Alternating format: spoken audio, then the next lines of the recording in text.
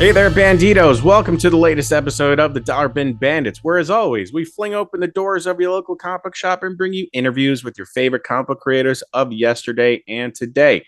And today is no different. However, it's a little different in that it is our 300th episode. Success. We've done it. Éxito.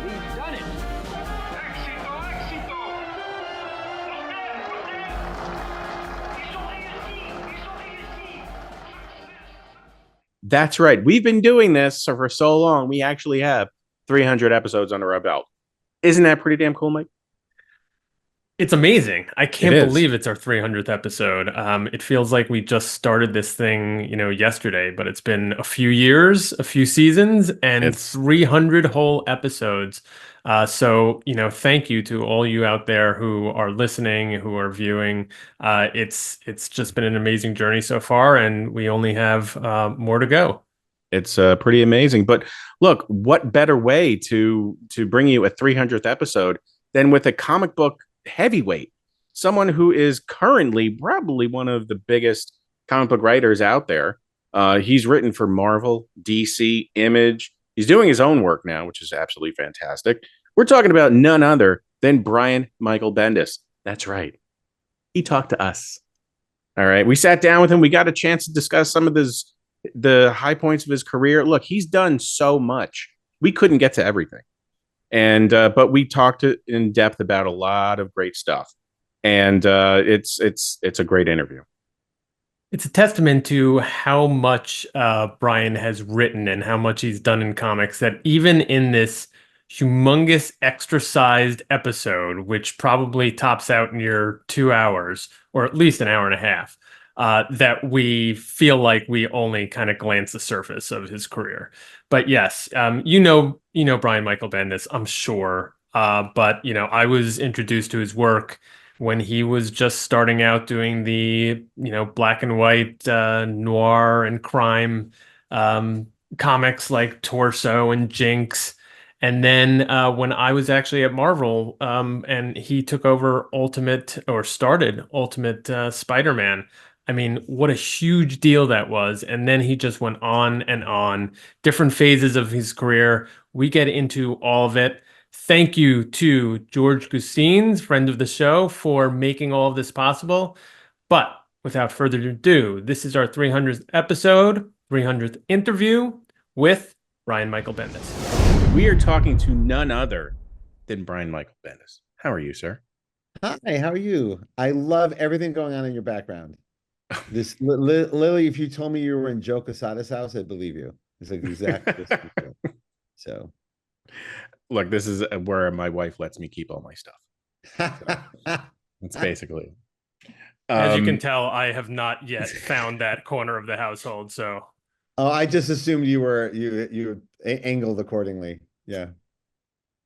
No, my wife keeps me locked away in the basement. It's the only place that's hilarious. So we will kick it off the same way we do with everyone, and that is to ask how you first discovered comics.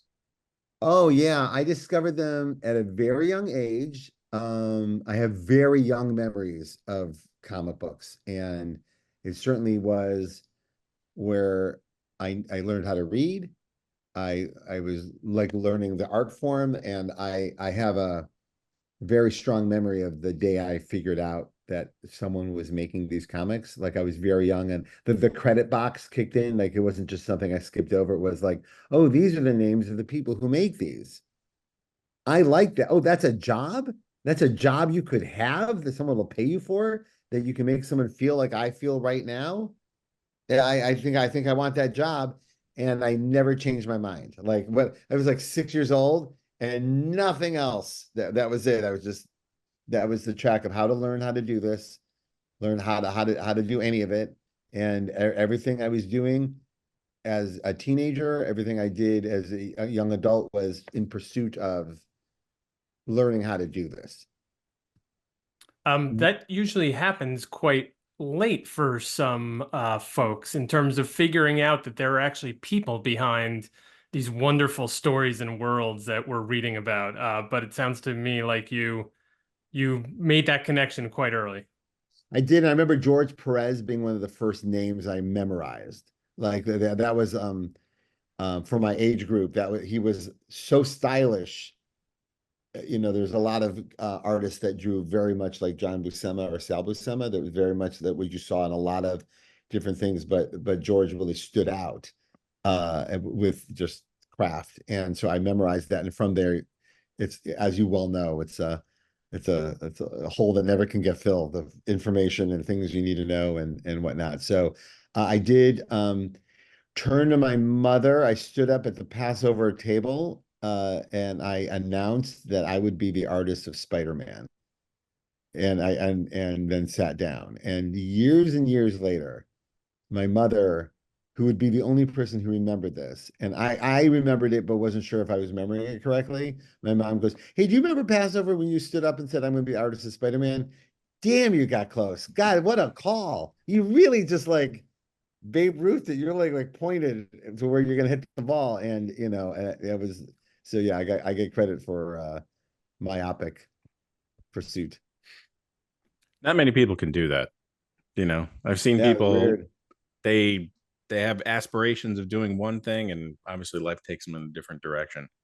Yeah, I mean, Um, of course. And then and sometimes they should take you in a different direction. I was lucky enough where this everything in my path or everywhere I went towards took me closer to the goal. Like just a few years later, I'm at a comic book show. I meet Walt Simonson. He's so incredibly nice to me that my life is ruined forever. Like there's no going back. Like I'm a preteen. He took me behind the table. I've just wrote about this. I did a new graphic novel called Fortune and Glory, the musical, where I talk about my coming up. So a lot of this is fresh in my head from um, doing that and doing the research. But I met Walt when I was 12 with all the passion and craziness of an artist who has no idea what they're doing, but knows they know what they're doing. And I ran up to his table with my art and said, "Help," or something like that. In my head, it was me in a panic. And he took me behind the card table at the convention, and he treated me like an adult and told me what I needed to do and put me on my path, and couldn't have been nicer. And I couldn't wait to re-meet him again as an adult and thank him for giving me exactly what I needed to get where I needed to go. So yeah. so how did you get there? You talk to the right people, but how did you make your way to the business? I literally, I'm not joking. Every day I would like get I mean, this is pre-internet, so information that is readily available, a click away was not really available. I felt very much like Indiana Jones. Like I felt like an archaeologist looking for information. Every once in a while, someone would say something in an old issue of Comic Scene magazine or Comic Buyer's Guide that would say, "Well, here's my lettering tool." I'm like, "Oh, gotta buy that lettering tool." And I would like literally like write down the lettering tool and go buy it and then practice it. And then I would just do that for years and years. Any pen, any tool, any piece of anything that gets you where you go. And anyone said, "Oh, this creator will be here, this creator will be there," I would go to them and look for information and some kind of connection. And then lo and behold, going to all those conventions as a teenager, then as a young adult, you go and now you're going and you're meeting your peers. Like then all of a sudden I'm going to Detroit and meeting people. But then at the same time, I made it to an art school. I went to the Cleveland Institute of Art, which is a fine art school, even though I was very much a commercial artist. But I struggled all the way through that situation. It did make me better, and it did teach me things I needed to learn that I brought to comics that were different than what other people are bringing to comics. But at the time, I just felt like I'm not drawing comics. I felt very like anything that wasn't comics was a waste of time. But it was all in towards this goal. And then while I was in art school and I was being so passionate about wanting to do comics, they gave me independent study, which means why don't you go sit in the corner and draw your comics and stop whining because we don't know what else to do. So I literally got to sit in the corner and draw my comics, and I made one and I part of my graduating thesis was I would then sell it at a comic book store. Like it was the whole process of making a comic. So I self-published it at Kinko's. look it up. And I sold it at the comic book store, which then I was then working at Super City Comics in downtown Cleveland, Ohio, and I tell anybody who wants to make comics for a living, work at a comic book store, do a tour of duty, you will learn so much about the audience and how the books are sold and how they're perceived. And I learned more in my time working in a comic store than I did at art school, like as far as the pursuit I was going in. And also you just get to talk to fans of all walks of life, adults with tons of money, kids with two dimes to their name, and watch what they buy and talk to them about what they buy. And it was very, very helpful. And the customers at the store bought my comic as a favor, and then came back to me and said, hey, you know who publishes stuff like this? And they would point me towards some independent publishers at the time. Graphics, Caliber Comics was just coming up, Dark Horse was just starting. And so I sent my book to all these publishers and waited, and literally 7 months to the day, I heard from 2 publishers, which is amazing. First time out. You hear from anybody is amazing. I heard from Fantagraphics and Caliber. Caliber offered to publish my college comic book nationally, as is. Like, you don't have to touch it. It's done. We'll pay to publish it. They saw it as a submission unto itself. And Fantagraphics offered to publish the next thing I was going to do. In the time I was prepping, I immediately had to redraw my first comic. Like, as soon as he said, we're going to publish this nationwide, I go, not this, you're not. And I had to redraw it because I saw all the mistakes I had made and I was so early going. So I made my comic, I remade it, published it through Caliber. It was my first publishing I ever did, called Parts of a Whole. Don't buy it. And don't go looking for it. It's just a thing that's out there. It got me where I'm going. And by the time I had finished that, I had fallen in love with Caliber Comics and fallen out of love with what Fantagraphics wanted from me and how they were coming at me. And at the time, Fantagraphics had a monster line and an Eros line, a light pornography line, and they wanted to know if I wanted my book to be in the pornography line. I'm like, no, not really. And Caliber said, yeah, just we'll publish it. We like your vibe. We'll publish you. And at the same time, I go into Caliber. I meet David Mack, Mike Oeming, Mark Draco, Phil Hester, like literally a sea of people, some of who became my best friends, all of which became my peers. And I had never had friends in comics before. I never had peers before. So I felt very emotional about the space. Like, oh my, like I'm not alone in my, like, when you make comics, it's one of those art forms, you do spend a lot of time by yourself and you like it.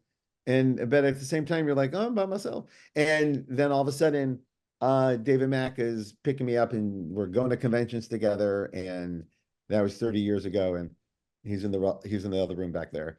So and these friendships became my lifelong friends. Even though the publisher failed, the collaborations stayed the same. So that was my entry, not only into publishing, but into being part of the comic book community that I hold so dear. Or the part that I hold so dear. That's an amazing journey, and very shorter than we've heard from some other folks, which I've is got great. It down. I got it down. Yeah, Pat. you got it down. Everybody follow the Bendis model. So you broke in at Caliber with comics that were crime noir oriented. Well, I started with like light satire and like I was like looking for my voice, and then soon I found like I started working on this book Goldfish, and it's about a small con operator. I was working on the streets of Cleveland. I was riding my bike through the streets of Cleveland. I was meeting a lot of people like this, and I was very taken with the art of the grift and just con artistry and meaning that there's people who really do it. And I met some people who showed me some tricks and were into showing me things. And then I was like, oh, research is fun. You get to talk to people, and literally anyone will talk to you. Like if you say, I'm researching a story, what do? They can't wait to tell you the details of their life, particularly cops, bounty hunters, detectives. They're so sick of seeing themselves represented poorly by less referenced TV shows that they can't wait to do their part to like tell their truth to you, right? So I got to spend all this time meeting people, and I was working on Goldfish, and hadn't wrapped my head around what genre I was actually so passionate about. And I went to see this movie, Visions of Light. It's a movie about cinematography. It's on YouTube. I highly recommend it for anyone who's in any visual art. And it's just art of cinematography, the art of telling stories through light, right? In film. And then there's a whole chapter in that movie about film noir and the people who invented it and the language and where it came from and its history. And I'm like, oh my God, that's what I'm doing. Like I literally stood up in the theater like it was like a church revival. I went, yeah, they're like, oh my God. And like someone said in the movie, they said the trick of film noir is not to be afraid of the dark, is to be afraid of the light. And I'm like, that's it. I'm healed. I have all the information I need to go forward. And like 2 weeks later, I got a call to do an illustration for somebody. And I met them at a coffee shop, and this woman came in with a giant gun on her hip. And this is decades before any carrying laws. And I'm like, what the fuck? And it was a bounty hunter who needed a drawing for a Yellow Pages ad. And I said, I will do it for free, but you are going to tell me your story. And she was like the research impetus for Jinx. So I was now well within my path of where I needed to be and where I felt like I had something legitimately unique to offer in the comic space. And at the same time, I'm doing this completely on my own. And then all of a sudden, Frank Miller, one of my heroes, starts doing Sin City. David Lapham comes on doing Stray Bullets. Here comes my now dear friend Greg Rucka, who I didn't know at the time, doing his crime comics. And then Paul Grist was doing Kane. So there's this wave of truly outstanding creators working in this genre all of a sudden. Now getting a little bit of a bump because where I'll have the Sin City bump, even though most of us started working in this before Sin City came out. Sin City like validated us commercially, and we started getting like press, and things weren't going terribly anymore, and people were saying nice things. And also I just found myself like, it's between Frank Miller and Paul Grist. These are like, well, I can't suck. I have to work really hard. Like everyone's kicking ass, so I have to also kick ass. So that's going on at the same time. I'm developing my relationships with David Mack and Mike Oeming creatively. And I went to school with Michael Gaydos, who's the co-creator of Jessica Jones and Pearl. We went to college together. He used to be torturous to me in college because he's so much better than me. And that was my 90s basically. It was just like developing these film noir, crime noir graphic novels that led us to Torso. And then the whole time I'm trying to get anyone's attention who would actually pay me to do this. Like these independent comics weren't losing any money, but they certainly weren't making any money. Like I certainly, like if you do the hourly math, it's a nightmare. But who cares? I want to make the books. I'm not doing it for money. So at the same time, anyone who will pay me, I will accept that payment. And so at the same time, I'm auditioning for Married with Children comics from Now Comics. I'm auditioning for Vertigo because that seemed like anyone who wasn't like superhero mainstream, like Vertigo seemed like, oh, Mecca. If only I can get an issue of Sandman or something, that would be amazing, right? And oops, sorry, I never I never got whatchamacallit. I never got the Vertigo call, but I really tried for it. Like they gave me a pay tryout once. That was amazing. They paid me to do a submission, and that was the greatest moment of my life. Like I felt like, even though it was a technicality that DC had paid me, I felt, oh, DC, I'm a DC's a client. Yeah, that's wow. So you had an epiphany, and no, go ahead. We go off. We want to hear it all.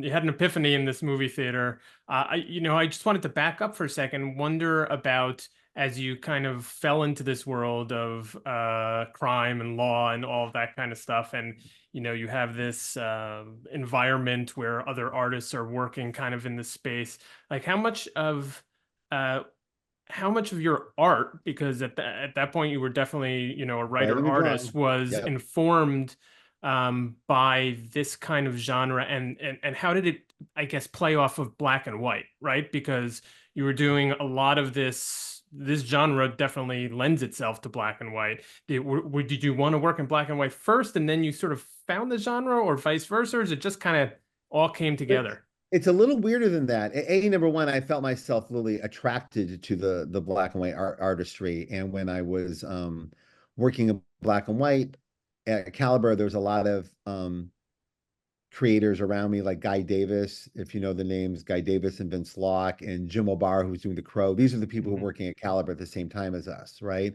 So everyone's doing very unique things with the black and white space and the limited amount of printing capability we had. So you kind of look at and you do this anywhere you are, like I don't have color, so what do I have? Well, I have black, and I'm going to make the most out of this black. And at the same time, I was figuring out that I had a not incredibly rare, but an eye issue called keratoconus, which makes my eyes reflect light differently than everybody else. So I would kind of see the world in film noir with streaks of light, you know, cascading off of stuff if I don't have my contacts in. Like, and it's beautiful to be. I absolutely love it. But so a lot of my drawings that is actually how I see. That's what I see.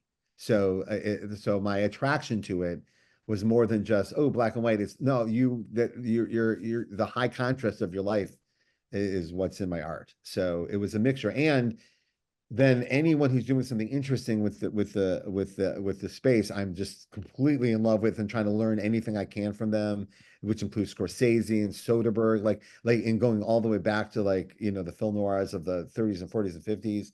So anything, it's all being put in this thing. But to answer your question, though, I certainly discovered, I think even from Frank Miller and some other people, that comics are like a bastard art form, that there's nothing that actually makes a comic book of words and pictures, but those words and pictures can be anything. They can be poetry, they can be screenwriting, they can be narrative, they can be line art, photography, oil painting, anything that makes words and pictures can be done. And the people that really excel are the people that reach outside of comics and bring something into it, right? And at the same time, I saw a documentary on Sting and called Bring on the Night. And in there, he refers to rock and roll as a bastard art form and described how I brought opera to it. I brought jazz to it. And even if you're not successful, you are, because you're immediately creating something new, not just doing the fifth version of Buddy Holly's riff. You're adding something to it. And I took that as like a religion, that my job in comics is a bastard art form. I will then do that. I will only bring in new things from outside. So a lot of my influences on the artwork are not comic book related, even though I couldn't be a bigger fan of all of those artists and all those creators I mentioned, including Mike Mignola, who's doing similar film noirish like work with it, with the lighting. And I remember I had to like not look at Mignola while I was drawing, because I would go there. I would like that would be the one I would fall into, right? So it was like a mixture of things. It was a mixture of who I was as a person, where I was living, how I was experiencing the world, how my eyes were seeing things, and what was just passionately within me. And also, it just at the same time, even though I'm like, I love superheroes and I love Marvel and I love DC and I like, oh my God, I want to do them so bad. It's clear, as I'm now an adult, that that's not what I do. Like this artwork doesn't look like a Marvel comic. It just doesn't, right? So I could send as many as I want to Marvel, but to say, hey, why don't you want to publish this thing? Like it'd be silly. The whole time I'm submitting, the whole time, every time a book comes out or I get a good review, or like, you know, I was lucky enough to, you know, grab a couple of Eisners in my early days. And like, I thought, oh, well, that gets me a backup story in Black Widow. Some of this must get me something, but that wasn't how it worked. And And so lots of rejection, tons of rejection. Good for the soul. I recommend it for everybody. And it's that rejection that makes it when years later, when it did come my way, I really appreciated it. Like like when Joe called and said, "Hey, what do you want to do? Get over here." It was really special because I felt like I certainly earned it. I certainly put in the time, and I'd found my voice as a creator strong enough where they were interested in that over me trying to acclimate my voice to what they do. So that was pretty cool. I hope that makes sense. Makes total sense. Absolutely. I did want to back up because I find this kind of transition interesting, which is a transition from someone who starts as a writer slash visual artist and then moves more towards one end or the other, and in your case, towards writing. Yeah. So, I guess the big transition point was to Sam and Twitch. I mean, going into more mainstream comics and also at the same time becoming a writer where you're now not going to be doing the art chores. How did you find that transition? Was it a challenge to sort of explain the vision in your head that you usually don't have to explain?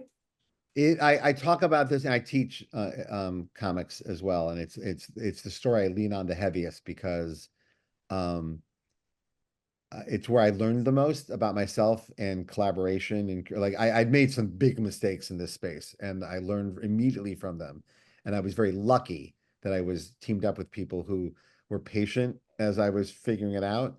But it's weird to spend almost a decade writing, drawing, lettering, designing, coloring when necessary. I did everything on all those books, like everything, right? My brother lettered some of my early stuff, but I had to learn how to do all of it because there was no one to pay. There's no money to pay them. It's just if I want this book to come out, I have to learn how to do these jobs. That's the reason I was doing them.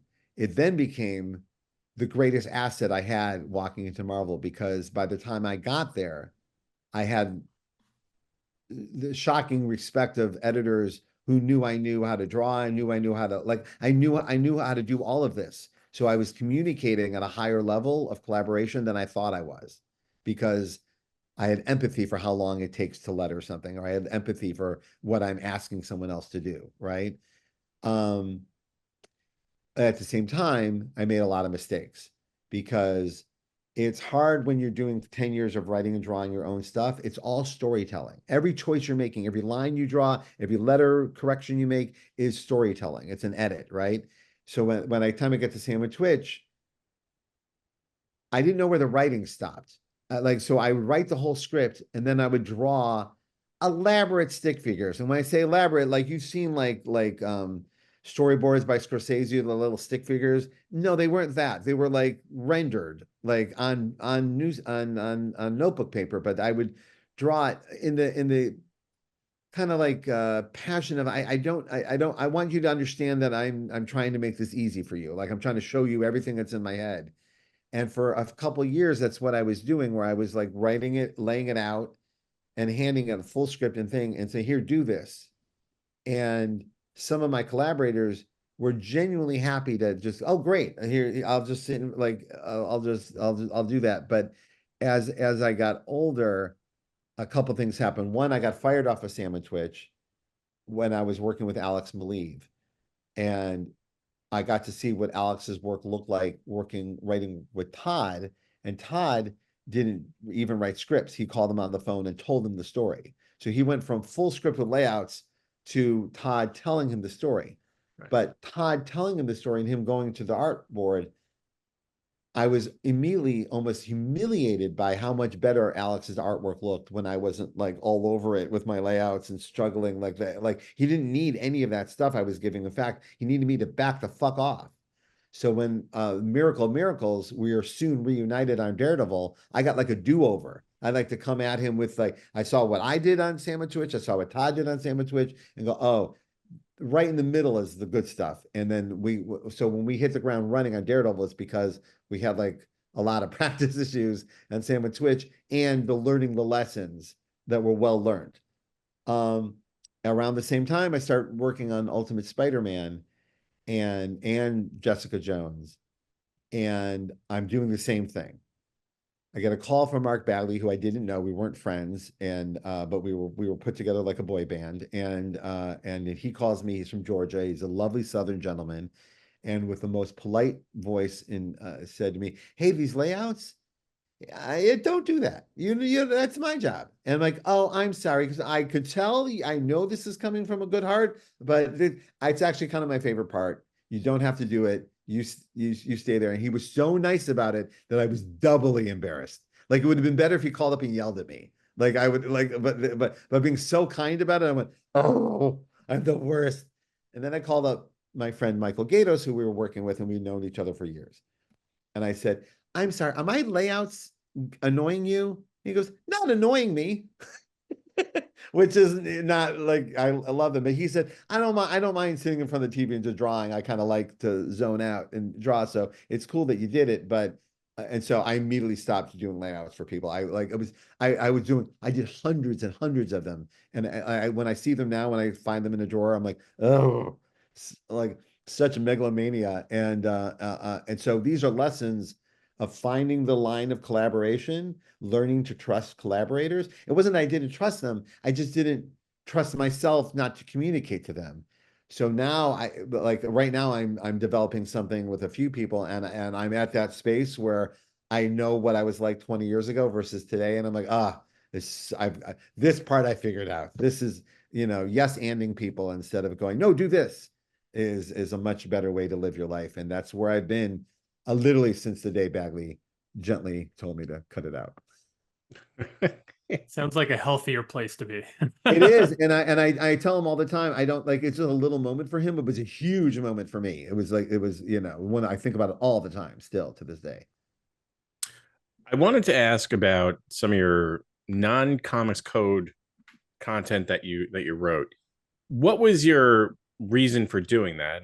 And did you think like maybe just, the whole comics code was just an antiquated, thing that But you like just Jessica Jones, you mean like Marvel stuff that was not no, code? like Yeah. Alias? Yeah. Yeah, well, that one that was an interesting one too, because all right, now we're like in this weird area where I just started at Marvel.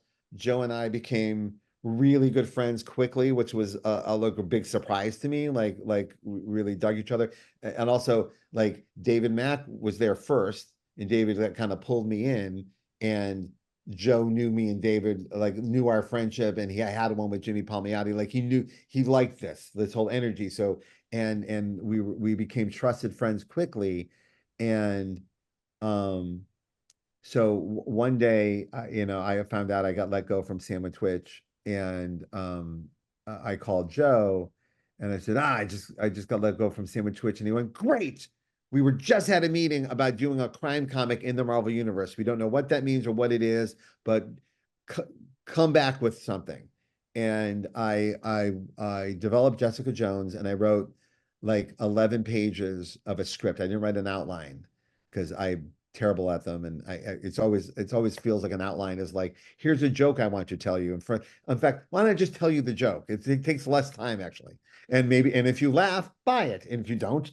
But outlines are a rough art form that I've struggled with in the past, and so instead I wrote like an 11-page Luke and Jessica, the opening scene, so the basic premise of it, but I wrote it without any editorial idea. And I wrote it the way I thought was real, and it has F words in it, and it's non-code.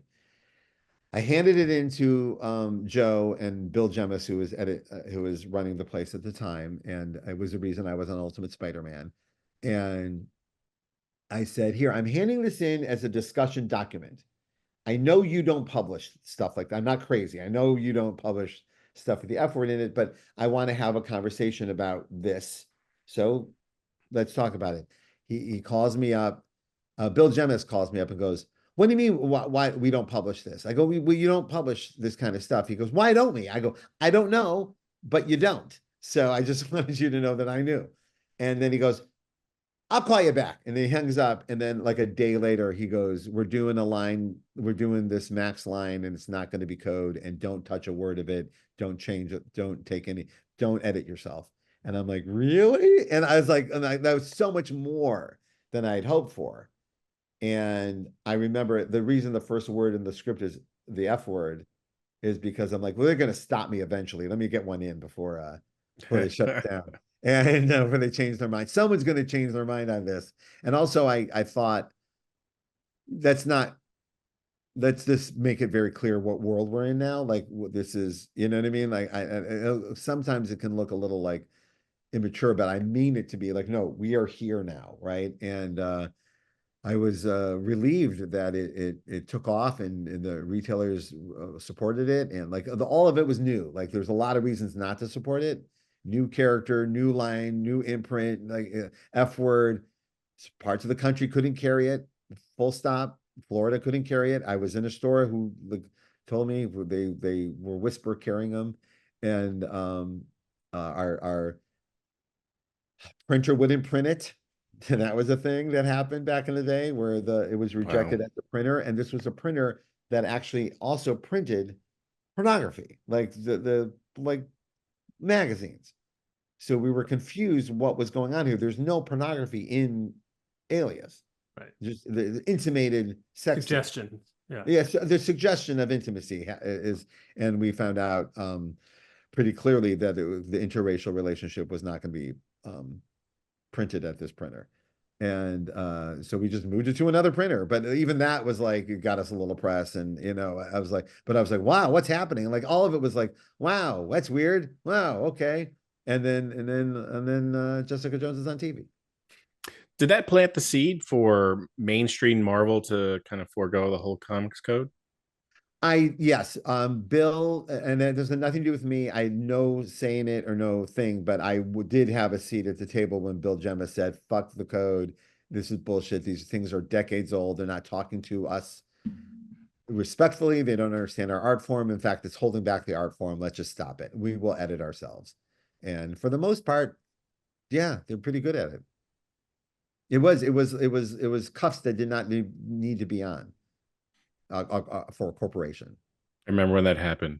Everyone took that. Oh, okay. Now we're good. All right. Yeah, you're like, yeah, we don't need this. The world kept spinning. Yeah, yeah, it kept. Oh my God. Yeah. Now they make T-shirts about it. So Bill was a fascinating character in comics. Made a lot of big swings like that, and the Ultimate line came from that. Max line came from that. A lot of choices that ended up, you know, really landing came out of Bill saying yes to things. So I happened to be at Marvel during this time period.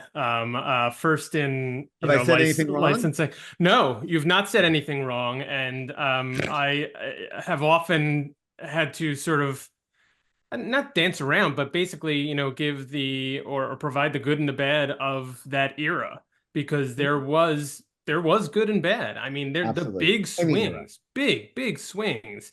And some, you know, some misses and some, you know, interpersonality issues and all of that. But, you know, when I say, so much came out of it.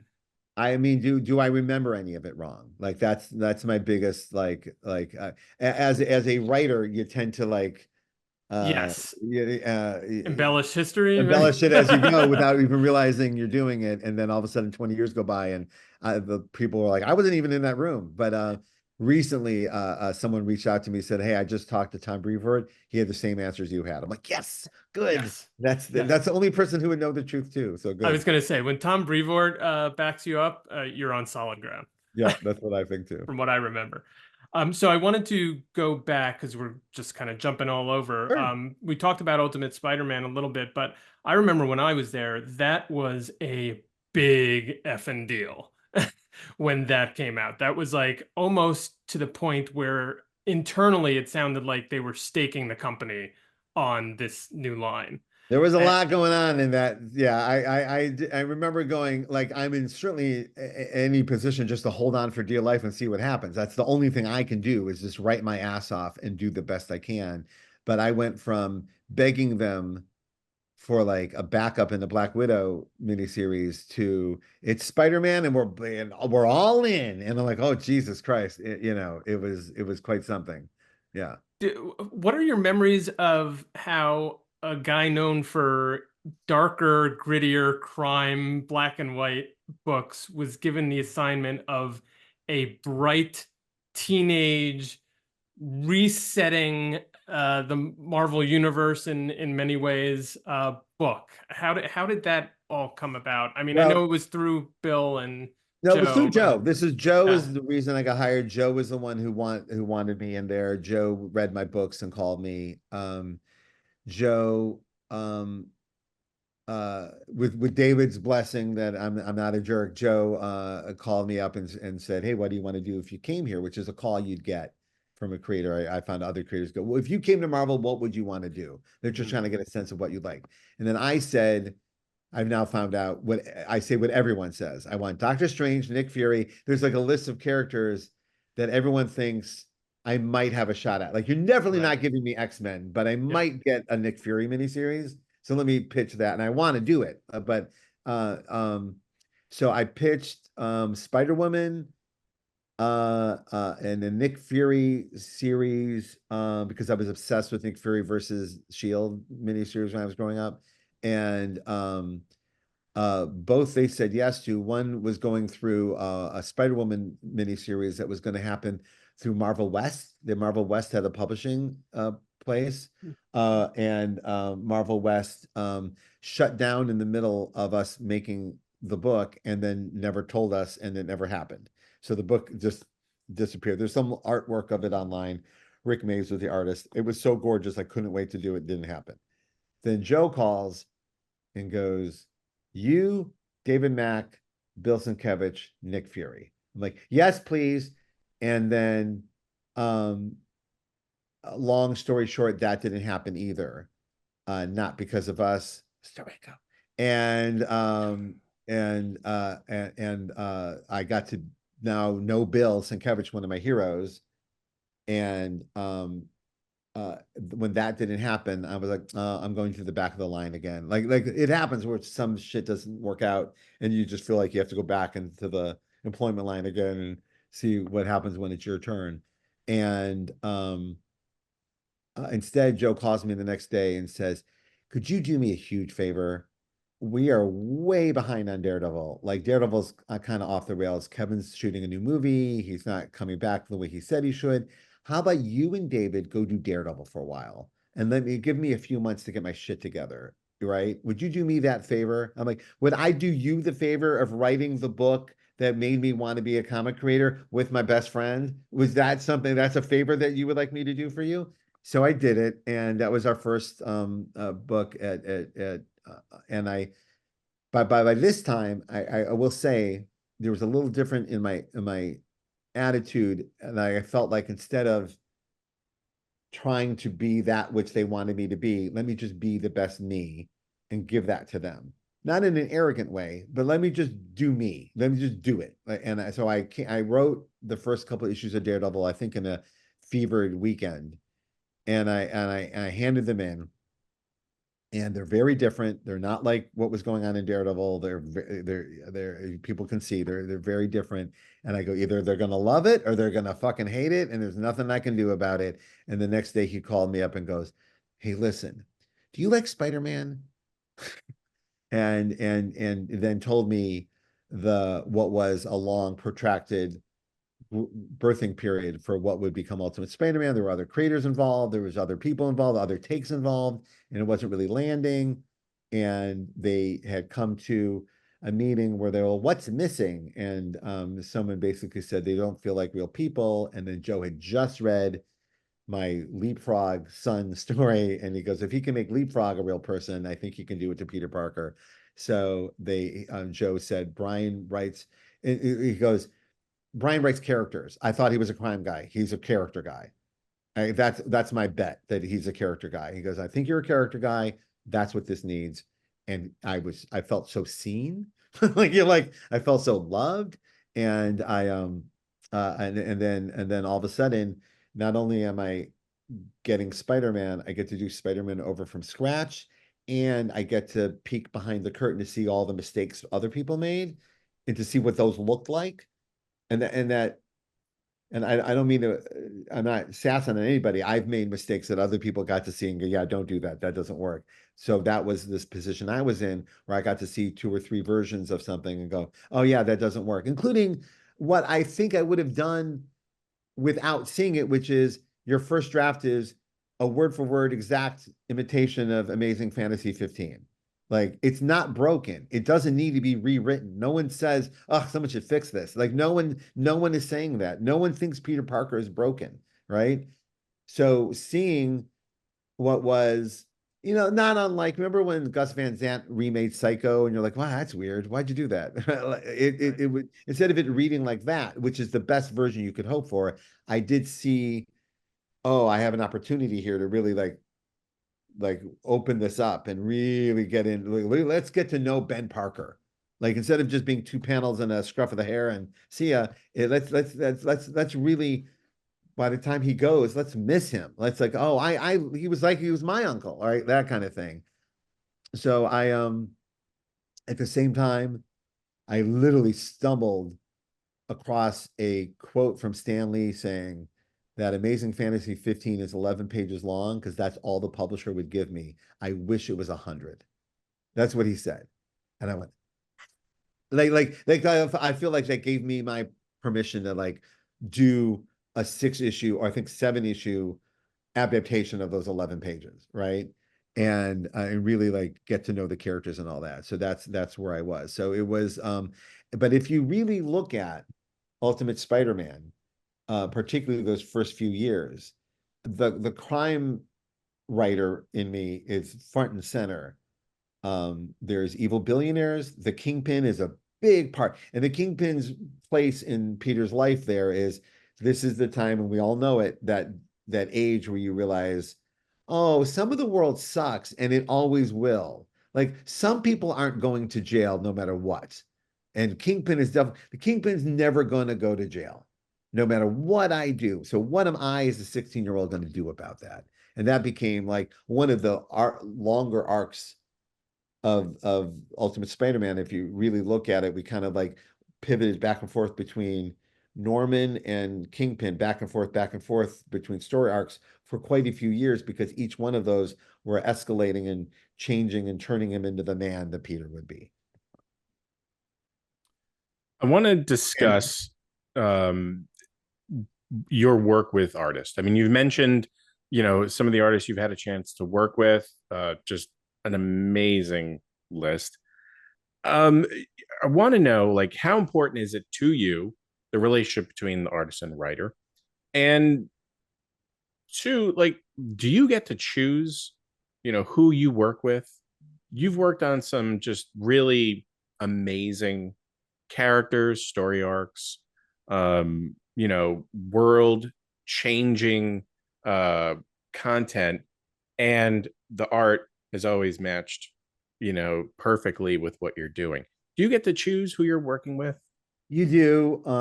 Well, even if you don't get to choose, like if someone goes, "Hey, how about this?" Like you get presented ideas, and most editors, and I've worked with almost every company, most editors know you don't want to force a collaboration. Like if someone doesn't want to work with that person, don't make them. It's not going to go well. It'll be a pain in your ass down the line, right? What you want is to create like a part of a great editor's job is to see the energies of certain creators and go, I bet that would be something special. Or so it's a mixture of, oh, I just met blah blah blah. I think we'd kick ass together, right? Or like I remember they like sent me David Marquez's stuff and said, we just did like David Marquez was like, I mean, it's an example, was like part of like a new talent showcase lineup of creators they were doing. Like they gave like these like year one graphic novels to a handful of new creators. He did a Fantastic Four one, and of all those creators, something about David's stuff was really popping. You could see him growing by page. That's kind of one of those great books where by the end of it, you're like, and here's David Marquez, right? And CB would like I said, send me anyone that's kicking ass. Like I'm always open for it, right? And they would send me like David Marquez or Sarah Pacelli. And I would, and if I find myself, we all know that feeling like, oh my, I love this, right? And like, and beyond, I love it. I want to write for this. I want to inspire the great work out of this space. And so yeah, you do. It's a mixture of you meet people, you want to work with them, You meet people that you like. I've met people I love. I go, I'm not working with you. No, this is this is the line of our friendship. And as you get older, you kind of get a better sense of that stuff. Um, and then the other thing that I'm enormously proud of that I didn't see coming was that you look back and you go, oh my God, I have a 30-year relationship, creative relationship with this person. That's amazing. What a miracle. What a brilliant thing I've been able to stay with that. But these relationships need to be built and cultivated and really you really got to collaborate every day. You can't take it for granted. It's not unlike, and I hate making these references because now we know there are people who abuse this part of it, but it does feel like it can get very intimate and it can get very like the way you treat your marriage is how you treat a collaboration. You don't just go, I hope you're okay over there. You're like, how you doing? You doing okay? Anything I can do to help? Anything I can do to make it easier? Like you treat it like a relationship that needs watering, all the time. So and when you and just like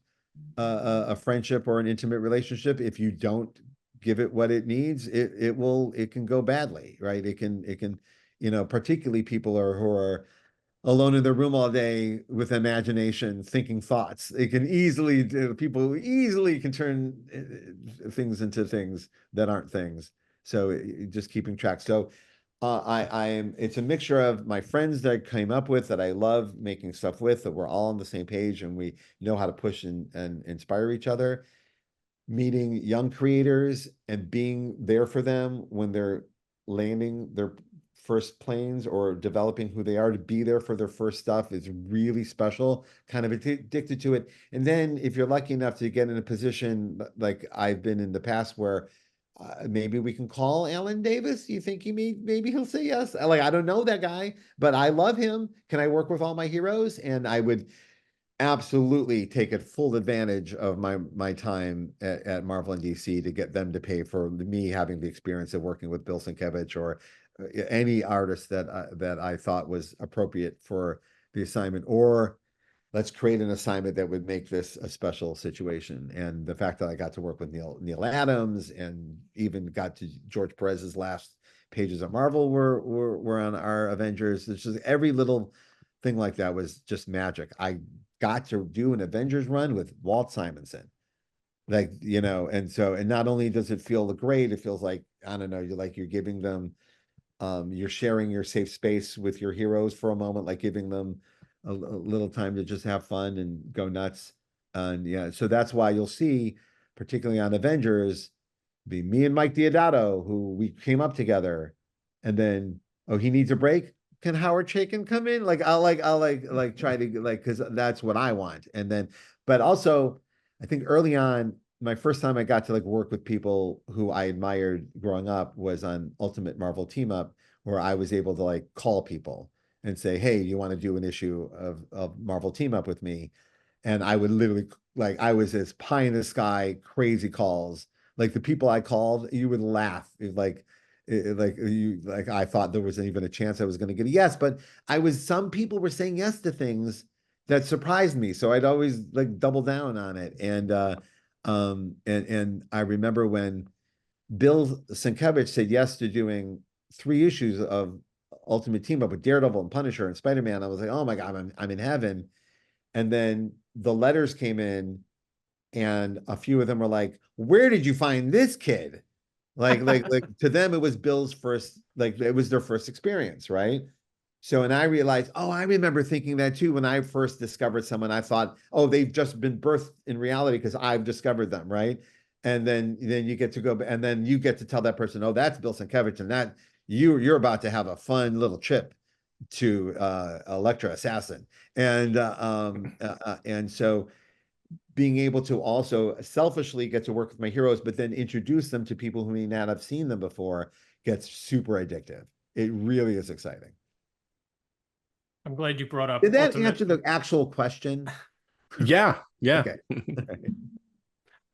I was going to jump in. I'm glad you brought up Ultimate Marvel Team Up, because that's exactly what I was thinking that book was your 100%. forum to bring in the artists you wanted to work with, the characters, and sort of put, these sort of smaller scale contained stories together and situations. So I Well, really love that book. thank you. It's one of my favorite things I ever did at Marvel because it represents a few things. Number one, it was the first time Marvel said, "What do you want to do?" And I was like, "I want to do Marvel fanfare." I'm like, "Okay, what else you want to do?"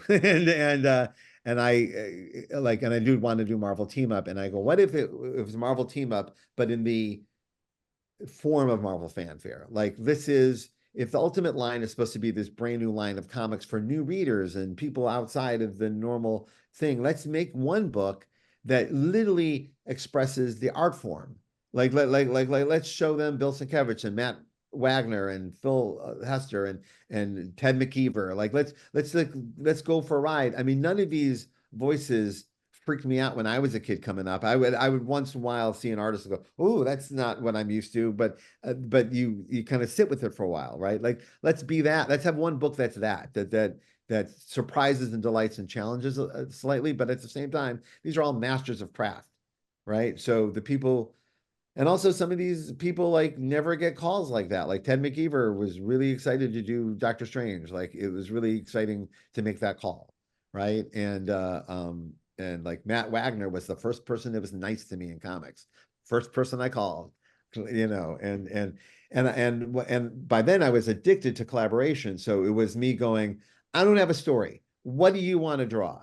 It's Spider-Man and they say Wolverine. I got it. I'll come back to you and then I will yes and to that. And so that whole book was an exercise in yes anding from scratch. And I will say by the end of that run, all the mistakes I had made earlier that I described, I had solved. So now I've become the collaborator I had hoped I would be, or at least starting to become. So that's that book. On top of it, just being filled with stuff I love, is also where I definitely figured it out. So let's talk about what may be a new challenge and definitely another transition, which I'm always interested in, which is when you start to get into the big team books and crossovers. So Avengers Disassembled, New Avengers, House of M, Secret Wars, Secret Invasion, Mighty Avengers, Dark Avengers, Siege, Age of Ultron. Can you talk a little bit about the challenge of team books and event series, especially from your point of view as like a very character-driven Yeah, writer? it was certainly my biggest stumble coming in the door at Marvel. And for those, well, I don't think it'd be a surprise to hear that writing a book like Spider-Man or Daredevil, where there's a protagonist in the front and it's basically always from their point of view, right? So you know where you are and where you're standing and what you think of it because you're living in this person's space. But when I got to the team situation, so when I got Ultimate Spider-Man and I didn't fuck it up, they gave me Ultimate X-Men. So you write Ultimate X-Men. And I've been reading X-Men since I was a baby. I've been studying it like the Torah. I know the X-Men. And for some reason, I was really having a hard time getting into the team dynamic and just really figuring out whose story it was. Whose point of view am I telling? Like what am I trying to get? And I didn't have it. I didn't. I gave it like 6 or 8 drafts, and I'm like, oh, this is not as good as the others. Like this is not working. And I'm like, can I please not do X-Men and yet you don't fire me from Spider-Man? Because that's kind of what happened at Todd. Like I didn't want to write Spawn anymore, so he fired me off as Ham and Twitch. And so I was all like, oh, please don't fire me from Spider-Man because I don't want to write X-Men, which sounds like a high-class problem, but it did happen to me. And so they were like, what? And I feel I don't have it yet. And I don't want to at this stage, like I know I'm in the spotlight now. Like I know I'm here, right? I shouldn't be practicing in the spotlight. I should go over here, do it, and when I'm ready, come back to you.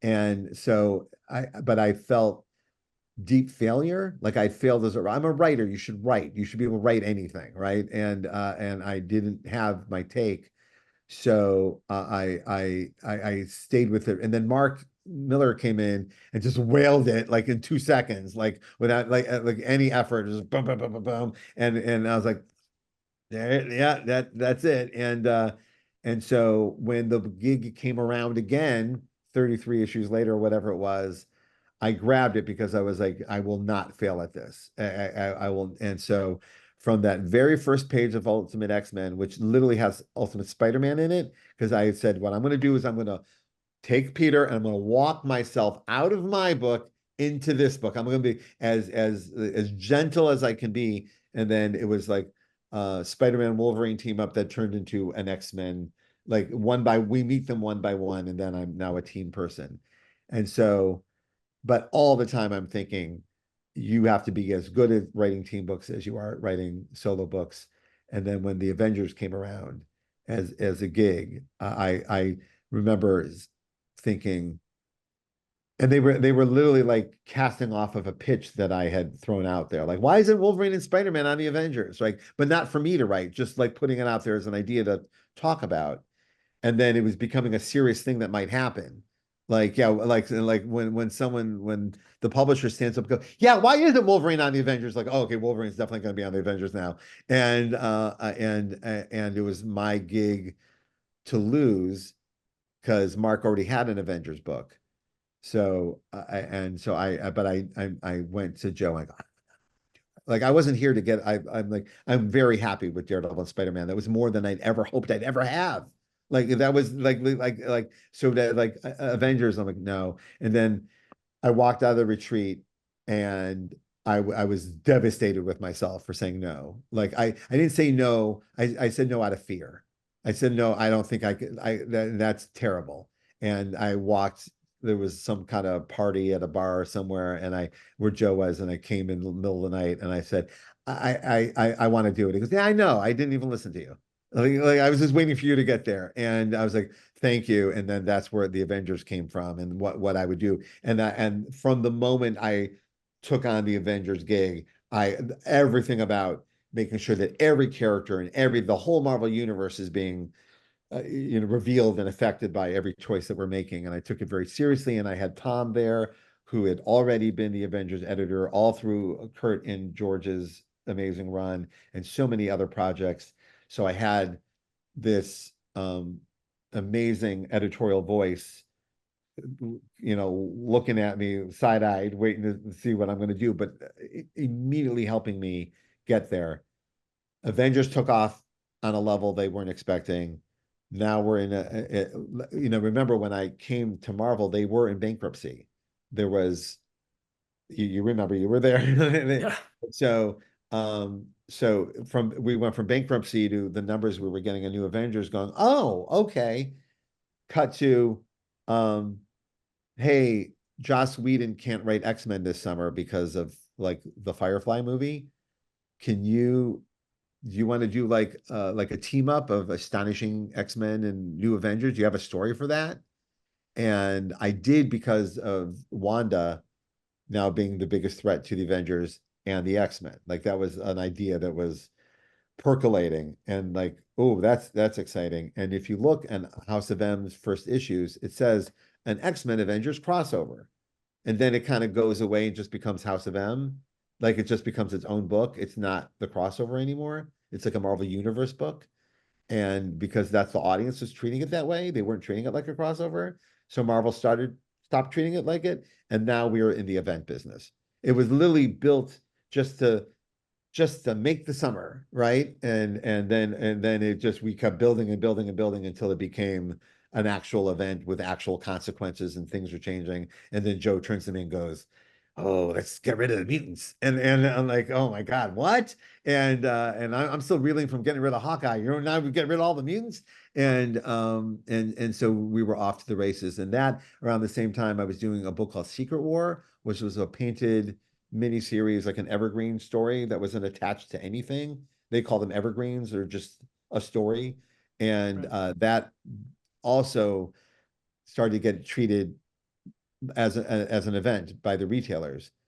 It was saying to Marvel, there's an appetite for these events that had gone out of favor a few years ago. Like, Marvel did a bunch of events like Atlantis Attacks and all that stuff. And eventually they'd fallen out of favor. So they stopped doing them for a long time. And now we're like, oh, we can do these every summer and really, really kind of build and build and build. And by the time we got to Secret Invasion, I really felt, were you still there around Secret Invasion time? No, I was only there a couple of years, so yeah, Secret Okay. Invasion was beyond when I was there. Okay, but by then it really felt like that was when I felt that machine that Joe had built, starting at the Ultimate line, had really was at its most powerful for Secret Invasion. Like everyone knew how to make an event Right. and have fun with the audience and tease it and do fun things online and gauge people's interest and do the tie-ins in a way that are very substantial. So all of these things were coming to fruition through trial and error through all of that, all of those events. So yeah, it was a fun time. And I was talking to someone in Marvel recently, and I said I remember Secret Invasion year being like a highlight year. Like everyone was cooking. Everyone knew how to do their gig. It was quite amazing. I want to make sure we're mindful of your time so we can discuss your new work. But Thank you. as a huge Superman fan, I would be it would be irresponsible of me not to discuss it. No, I love talking about Superman. And what I loved about it was that it was, a lot of comics when they have these major events, they change things up. They expand and contract. They change things up, and then they kind of go back to normal. And what I loved about your work is that it changed things and just kept moving along and evolving and furthering the mythos of Superman and expanding his family. You know, Mhm. how did that come about? And because I remember when you came to DC to work on Superman, that was a big effing deal. And like there was, I remember like advertisements, Yeah, that was like Dan DiDio being very sweet. I'm not wired for stuff like that. It's not my energy, but he was lo very lovingly bringing me into his fold, and doing so with an energy of like people our age know certain things, and he wanted me to know that he felt this way by kind of imitating the Kirby ads when Mhm. Kirby came to DC, and that's what he was doing, and it was super sweet, even though I was a little embarrassed by it and certainly knew it was very goofable. And I certainly would goof on it. That I was also my heart was filled with how they were trying to treat me, right? And it was very sweet. I did certainly make me go, oh, yeah, don't fuck up. Like that's like really get to work. And a couple things that were great about it. Number one, I had I knew for a long time that I was coming, so I had a lot of time to really recalibrate my brain and do research and reread everything, as a collaborator, not just as a fan. There's a very different mindset, right? Also, um, there's a few things that were like floating around in the Superman universe, thanks to Dan Jurgens and some other people that were ready to cook. Like he'd really set up that Mr. Oz thing, like Mhm. dad's an asshole, right? It's like it was right there, and right there, it's like something new for Superman. Also, it was so funny because like when I came to DC, and I wasn't going to. I was going to do what I'm doing now. Like that was the plan. I'm going to call my friend Mike Richardson at Dark Horse and get and do this thing we've been talking about for years. And then when Dan DiDio heard I was maybe available, he came in so hot that I couldn't not do it. And then when we met for the first time secretly, we had secret meetings, and he was stunned that I had no Batman pitch. He goes, "You don't want Batman?" I go, "No, isn't Batman like someone has that job? I just like no, I like if there's a Superman project, I certainly wouldn't mind. That would be really where my heart is right now." And he goes, "Really?" And I go, "Yeah." He goes, "Come Action Comics 1000, we're doing something new. Is it you?"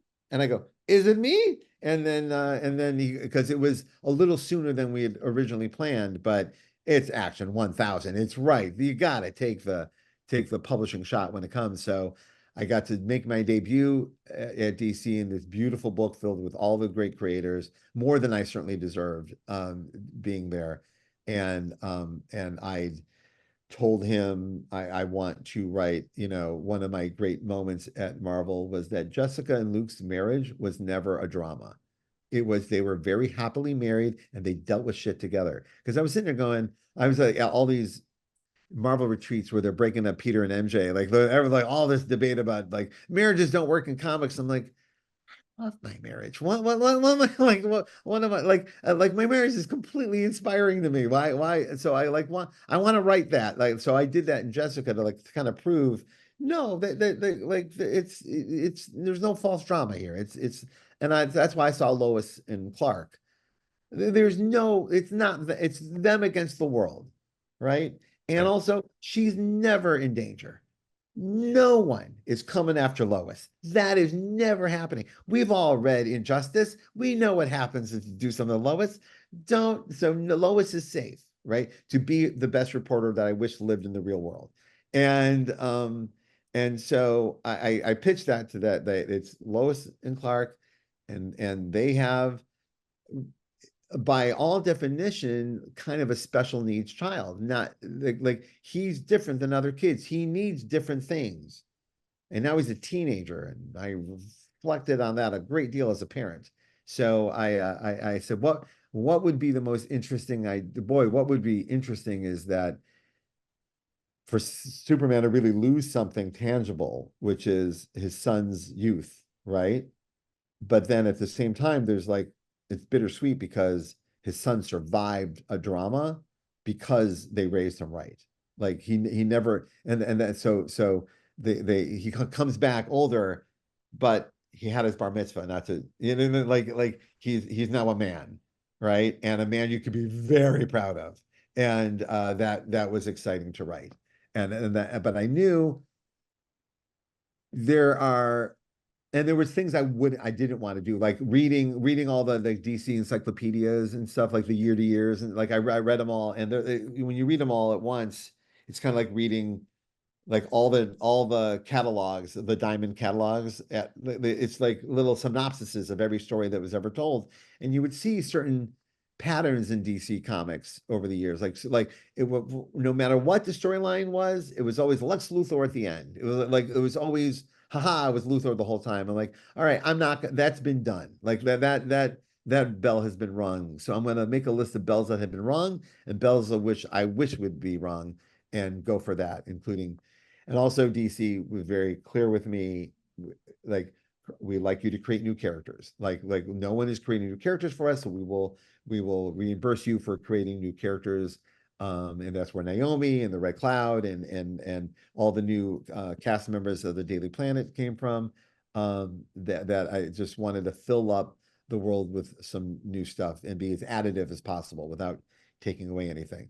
The bummer is, to me, with Superman, is that there's just some people on the internet who never read the book, who heard, like, I get it all the time, like, fuck, you killed Lois Lane. Like, someone on Reddit said I killed Lois Lane 6 years ago, and people are still yelling at me about it. And I mean, the only thing good news is I get to go, okay, you never read the book. I don't have to take this seriously. Mhm. Like, she never was a hair left her head in the whole time I did the book. So when someone accuses me of abusing her, I go, okay, I don't have to worry about that. Criticism is reality, but it's a bummer because I certainly think when I see a criticism like that, I'm like, if you actually read the book, I think we'd be on the same page. I think I did what you wanted.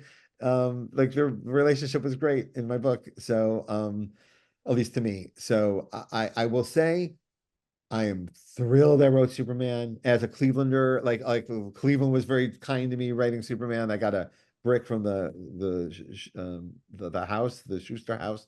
It was very sweet of them. And then when the pandemic hit, I got to spend, or I was forced to spend hours a day considering what the best person would think instead of what we were all thinking during the pandemic, which is, and so, like, therapeutically, it was lovely that I was being forced into the best headspace you could possibly be. And so writing Legion and Superman all through those dark days was a huge gift. Beyond measure. I knew no one could buy the books or see the books, but it was wonderful to make the books. Yeah. So not to be silly about it, but it was a pretty big deal for me. I know the criticism of my run. I'm sad about it, but so many people come up to me not worrying about the Super Sons, that it's fine. You know, it's a mixture. The people love Super Sons, hate my run. People who have no opinion of it dug what we did. So I loved it. And thank I mean, it was, I think certainly I look at these comics with a different lens as I did than I did when I was much younger, having a son now, and having lost a father. I kind of feel this kinship with Superman more than just as a fanboy of Superman. And those moments with him and his son, I love them. I mean, thank you you. just feel for it. They were written very heartfelt. They were coming from a very deep place in my heart. Also, I had some of it was public. I had some real medical trauma hit me right before I started my run, so I kind of came out of that like on fire. Like I'm on, Mhm. like for a moment I didn't think I was going to get to do any of it, and then all of a sudden I can do all of it. So if you like I was writing like twice as many books as I was actually contracted to do because I was so excited that I was getting to do all of this stuff that was not available, including my and the road to Legion was everything to me. Like everything I did at DC, including the imprint and everything was, oh, will they let me do Legion? Can I do a run of Legion and can I keep the same artist on the book? Legion has never had the same artist on the book since Keith Giffen, and I would really like to try. And so that time with Ryan Sook on Legion is personally behind the scenes one of the greatest things that ever happened to me. I just absolutely loved it. So Well, thank yeah, thank you. I got to make little Legion rings. I like every little you. thing we got to do. I was so excited about. So, and I'm grateful for my time there. It really scratched an itch. I even got to do Batman. I made some excellent friends. Like Nick Darrington and I didn't know each other when we started Batman universe, and now he's my pal. So that's like, awesome. And it was just a really good experience. It was weird to be at the beginning of Joe Quesada's run and the end of Dan DiDio's run. That I had literally the same seat at both shows, and it was quite something. But I'm really glad for the experience. Strange Very cool. bookends Yeah, in it some was strange, ways. but Yeah. Dan kept every promise he made me. Jim Lee kept every promise he made me. It was just absolutely wonderful, and I'm very very happy that we did that. But the only thing I wanted to do more than what I was doing there was what I'm doing now. And I know this was an excellent pivot, but I'm going to this will be a gift to you because I have to go pick up my kids in a few minutes. But um, Yes, the please. idea would be to build up enough goodwill at Marvel to then be able to put out this creator own stuff in new formats and new ideas on a way. It took me a few years to realize like my whole life I've been like obsessed with Saturday Night Live, like obsessed with it. And then when I was at Marvel, I realized, oh, it's because it's the same gig. Like Saturday Night Live's not built for you to stay there forever. It's built for you to have a run and then move on and make something with it, right? And even though I got to be Kenan Thompson and stay way longer than most, it is built for you to then leave, right? But when I was there, you got to play with the movies and the video games and the cartoons, like stuff that wasn't there when we started. And all of a sudden, we're in multimedia land, like and having a blast. Like, oh, all of a sudden, Kenneth Branagh is acting out the Thor movie for us, right? Like in a meeting, like this is like things that we did not plan on were happening, and it's hard to want to even do anything else while that's happening. But the goal was take all of the goodwill, and then when Miles came around, Miles really opened a lot of goodwill for me in spaces where I get to like publish things like Phenomena and Abrams and what we're doing at Dark Horse and all the other things we're doing online. So Yeah, so I wanted to jump right into that, for the last question, which is that you are, we've ranged far and wide, and so have you, and you're sort of coming back or have come back to this creator-owned content, the two that you just mentioned, Masterpiece and Phenomena. just to sort of smush a lot of questions into one, tell me a little bit about how the stories uh, came about, why you wanted to tell them now, and did you, have some choice in where they got published? Because you're working with Dark Horse and you're working with Abrams, and those are not the publishers that were, at least recently, we're used to you working with. So, Yeah, um, no, I was at Image in the 90s after Caliber folded. We were lucky, and both David Mack and myself and Mike Oming, and we were all picked up by Jim Valentino at Image Comics, and we were there for quite a lovely, safe time. It was quite wonderful. And then at Marvel let us do our creator own stuff there under the Icon imprint, which was amazing because Marvel had never done that before. And it was Marvel like, hey, if you're still doing creator own, you publish it over here. We'd rather let's just. It was also a way for them to keep an eye on my schedule a little better, And it was all very flattering. But like Powers got published at Marvel for many, many years, and was published here while we were doing the TV show. So I never had given up creator owned or paused it, but there was always a struggle for me to balance the excitement of what was going on at Marvel Studios with what was going on in with our stuff at Jinxworld. But the idea always being that yes, as much as it's great to write Spider-Man, I will never own Spider-Man. So you want to like kind of put all your eggs in different baskets and be as smart about it as you can. While all of this is going on, the world of comics publishing is evolving and evolving and evolving and changing and changing. And Miles is part of it. Like, and I'd go into like a few years ago, I'd go into Barnes and Noble, and there's the YA wall of graphic novels that did not exist just a few years ago. There was a shelf of graphic novels, and hopefully they're the good ones. And I remember like, hey, can we call Barnes and Noble and have a talk with them about like shelving sci-fi with sci-fi and horror with horror, like instead of having them all lumped into a medium, let's celebrate all the genres we can do. And that was not an easy conversation to have, but I was trying to like get them to see that the way we see it and buy them the way we make them. And you remember there would always be one hit indie book. There was Mouse or Watchmen, or there's always one book, and that's the book that gets to be on the list, and everything else is sit down, right? But slowly but surely with Raina Telgemeier and all these other and Dogman and Captain Underpants and Diary of a Wimpy Kid, these things were really day by day altering the entire structure of our publishing world and who's interested and who the audience is and what do they want. It's amazing. It was amazing. So then I go to the store and I see the YA shelf and Miles is on the shelf. Miles is right there. I'm like, oh shit, I'm a YA author. Like I'm right there next to Hunger Games. And like, I'm like, I was a crime writer 10 minutes ago and now I'm a YA writer. And I remember thinking, I wonder what my space is there. Like what is it? What is it? And then during the pandemic, like a lot of my friends that I admire, like people started taking bigger swings, like, well, fuck it. Let's swing for the fence and see what happens. And this book Phenomena, which was originally going to be at DC,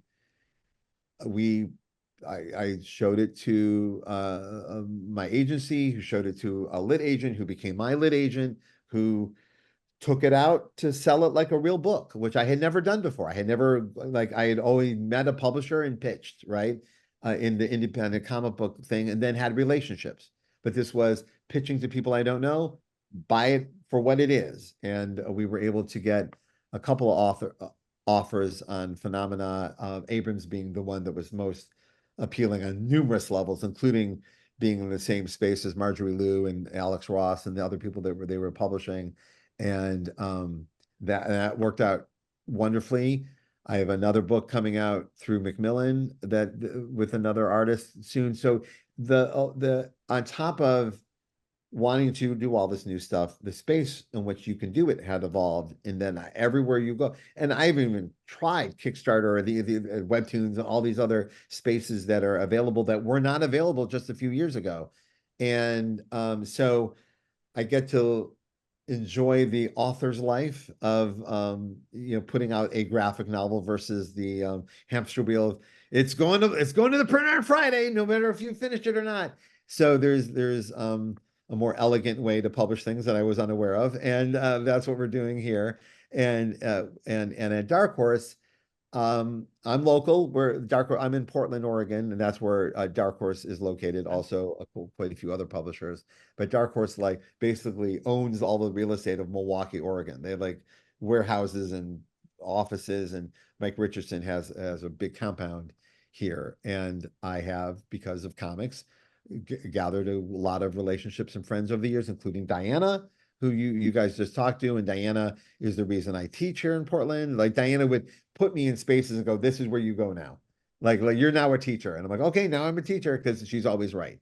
And you have people in your life who are always right. And for me, she's one of them. And I would just go visit Diana at the offices, and then I would strike up a friendship with Mike Richardson. And years ago, we were on a plane together and had the best time just talking shit about people and just talk about the old days of independent comics. And so he had made it very clear to me that the door was wide open and my home was there when I was ready. And I called him during the DC thing, and I said, I meant I was going to call you, but this happened. Will you wait for me? And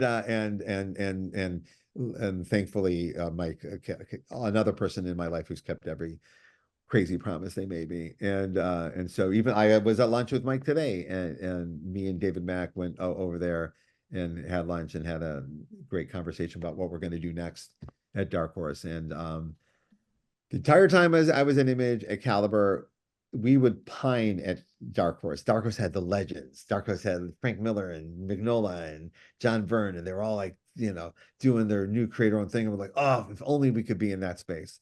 And so to find ourselves in that exact space is quite a dream come true. So yeah. I mean, the books are great. I think we're through Masterpiece now. We're waiting on the collection, right? I think Yep. coming out in November.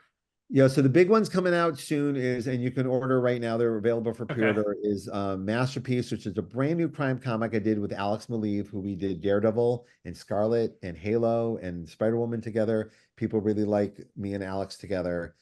But our creator-owned stuff is to me like beyond next level. And we created a whole new world of crime characters together. And that'll be out now. And I'm very grateful. A lot of people said, we were just at a show this weekend at Rose City, and I got a lot of actual in-your-face feedback about it, which is great for a new book. It's so exciting. Yeah. So we're doing that. I have a book called The Ones with Jacob Edgar, which is a comedy about all the people who were the chosen ones teaming up to defeat the actual chosen one. This is a book that also did very well for us, and we're doing a second round coming very soon. It's also, as I mentioned earlier, we have a collection of a book called Fortune and Glory, the Musical, which is a whole graphic novel drawn by Bill Walko about my 2 weeks as the writer of the Spider-Man Broadway musical, Turn Off the Dark, the legendary, notorious, earth-shattering Broadway musical. I was hired to write that for 2 weeks. It went so badly that I have a whole graphic novel of material out of it. A story I kind of held in for a while. And I've kind of figured it's a great excuse for me to tell my story about comics, some stuff that we've talked about here today. I illustrate in great detail about meeting Walt Simonson and the things that got me where I was going and the lessons I had learned and how they weren't culpable to what was going on in this musical. So I'm excited for people to see that collection will be coming out from Dark Horse that matches the original Fortune and Glory from years ago. And also it is this year, the 25th anniversary of the book Powers that I do with Michael Avon Oeming. Yes, we're all old. Yes, I said that out loud. It's 25 years. So we're doing something very, very special for the 25th anniversary. And we were literally just there today cooking some plans. So Dark Horse. So but I tell people, if you're just looking, come to jinxworld.com. We're there. There's a newsletter. You can sign up. You get all the updates. You get all the stuff. We also have a bunch of classes, and you can actually read Fortune and Glory, the musical, online, digitally, as part of the website. So you can go there and catch up on everything that we're doing. You're a pro, I can tell, because you just assumed all of Yeah. our your wrap-up questions, like what are you doing? Where See, can folks find you? all of this, you covered it. Can you tell I just did a weekend of convention panels? That was Yeah. very I panel mean, answers. I'm yeah, sorry. yeah.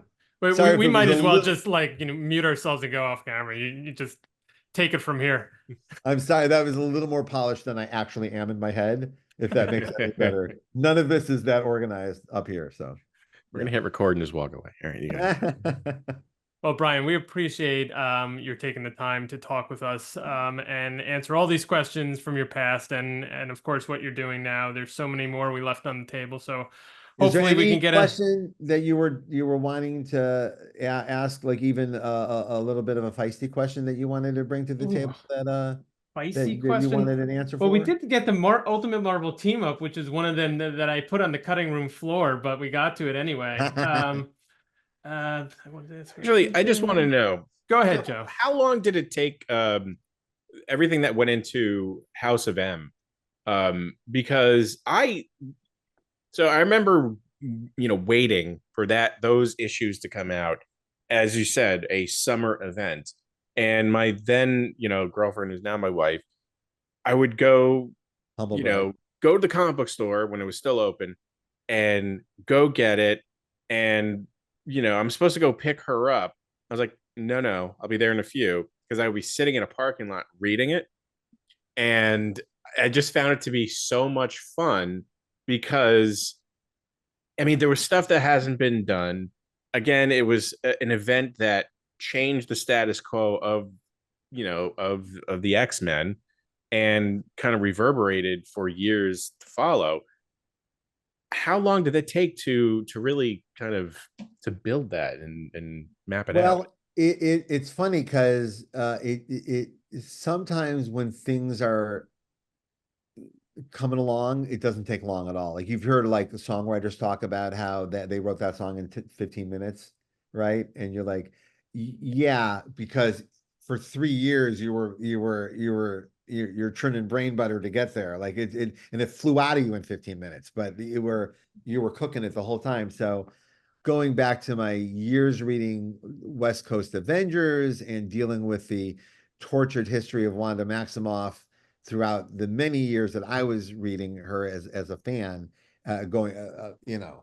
name it. I was so interested in when I remember I was pitching the Avengers Disassembled story to some friends, and someone said, "Oh shit, what does Magneto do?"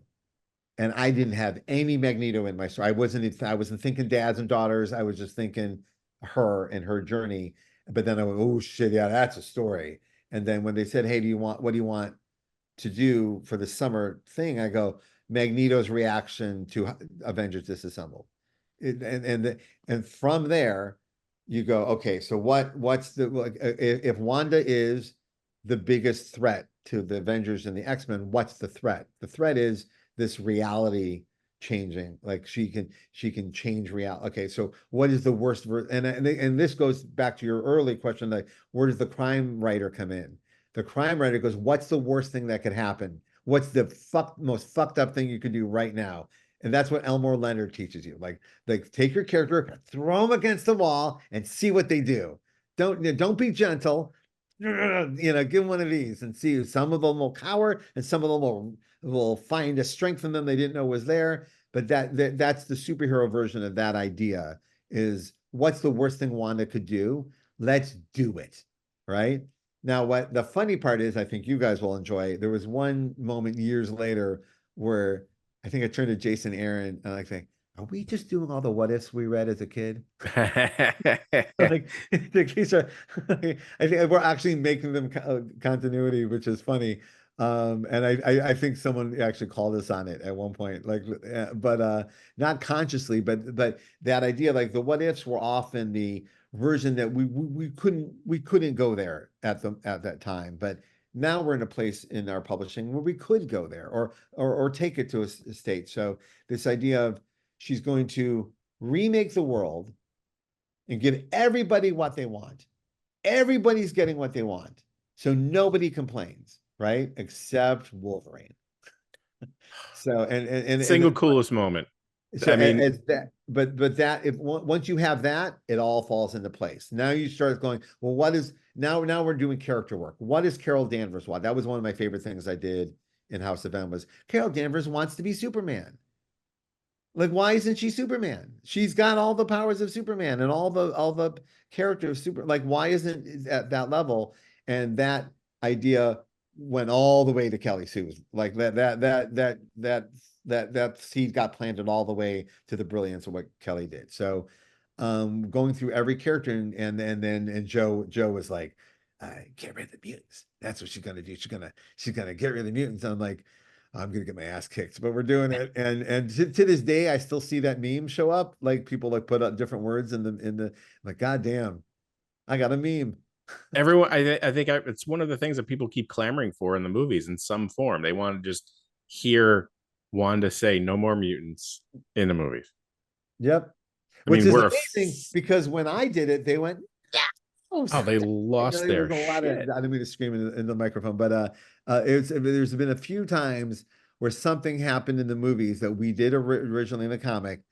I got my ass kicked for doing the comic, but everyone applauds in the movie. And I remember when Ronan showed up in Avengers Endgame, and the place roared with applause to the point where I went, "No, you do not get the."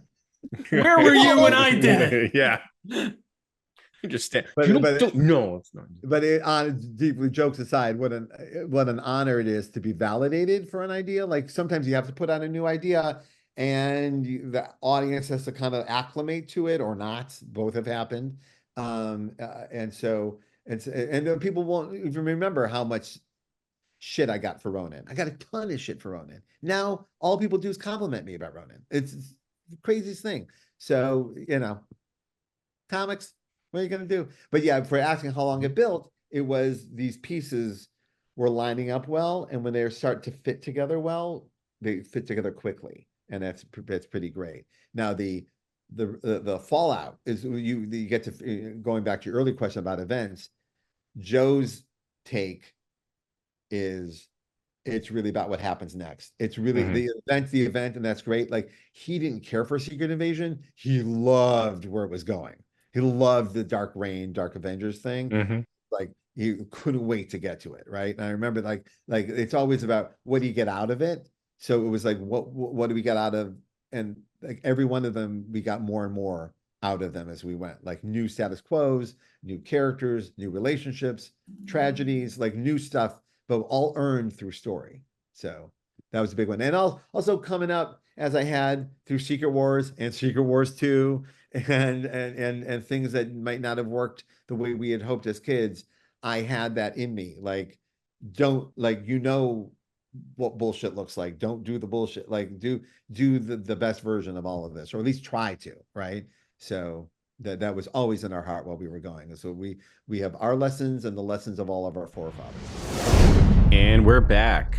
This was a great interview.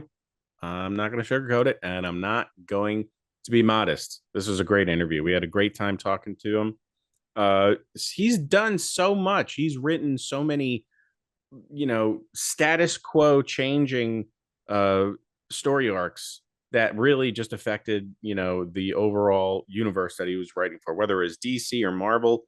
Just huge stuff. House of M was amazing. Okay, his work on Superman, amazing. Even though some people had a problem with it, but still, it changed the status quo moving forward in all those series. And he's still churning out amazing work, like Phenomena, which is his new YA series that I believe is on book 2, soon to be book 3. Masterpiece, his latest teaming with Mr. Maleev, and Fortune and Glory the musical, which is kind of a fun follow-up to his Fortune and Glory self-published comic. So yeah, I mean, where else can this guy go? Only upwards, and only to better and better things. So we can't wait to see what he does next. Thank you, Brian Michael Bendis, for being on the show. Thank you again to George Gustines for making this possible. And yeah, everybody, please remember to rate, review, and subscribe. What can we say? Thank you for 300 amazing episodes. Here's to 300 more. You guys are amazing. We love that you support the show, and we will keep making it. So until next issue.